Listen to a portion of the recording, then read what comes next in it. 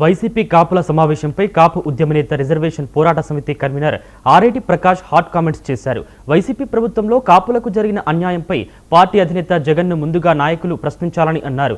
2014 నుంచి 2024 ఎన్నికల వరకు చూస్తే కాపులకు కేటాయించిన ఎమ్మెల్యేల ఎంపీల సీట్లను జగన్ తగ్గిస్తూ వచ్చారని చెప్పారు. 2014 నుంచి 2019 వరకు చంద్రబాబు హయాంలో కాపు కార్పొరేషన్ ఏర్పాటు చేసి కాపులను ఆదుకున్నారని కొనియాడారు. కాపులను రిజర్వేషన్ కల్పించడానికి మంజునాథన్ కమిషన్ కూడా ఏర్పాటు చేశారని ఆర్ఐటి ప్రకాష్ గుర్తు చేశారు. గోదావరి జిల్లా రామచంద్రపురంలో మిత్రులు కోట త్రిమూర్తులు గారి ఆధ్వర్యంలో వైఎస్ఆర్సీపీ కాపు నాయకుల సమ్మేళనం జరుగుతుందని మనం చూస్తున్నాం, పత్రికలో చూసాం.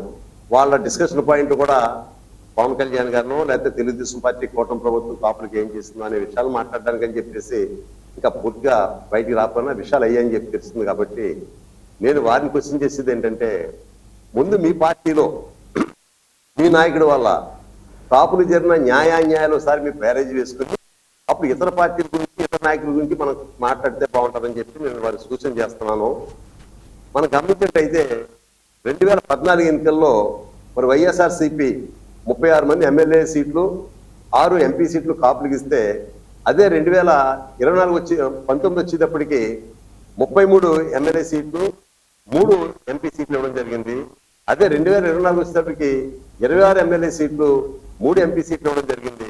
అంటే కాపుడి యొక్క నెంబరు వైసీపీలు ఏ రకంగా తగ్గించారు మీరు గమనించమని కోరుతున్నాం.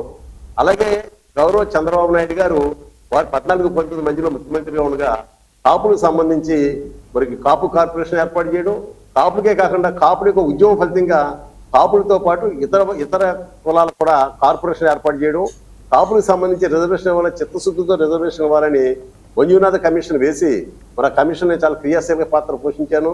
6 నెలల పాటు కమిషన్తో పాటు నేను కూడా తిరిగి మరి 52,000 రిప్రజెంటేషన్లో కాపుల యొక్క ఆందోళన వారికి ఆవేదన వారికి తెలియజేస్తూ మరి కాపుల రిజర్వేషన్ కావాలని రిప్రజెంటేషన్ ఇవ్వడం జరిగింది. దాని ఫలితంగా కానివ్వండి చంద్రబాబు నాయుడు గారు మరి మంజునాథ కమిషన్ రిపోర్ట్ని ఆధారం చేసుకుని కాపుల్ని బీసీ ఎఫ్ కేటగిరీలో పెట్టి 5% రిజర్వేషన్ కల్పిస్తూ బిల్ నెంబర్ 33 చేసి మరి 9th షెడ్యూల్లో పెట్టడం కోసం బులెటిన్లో షార్ట్ బ్రేక్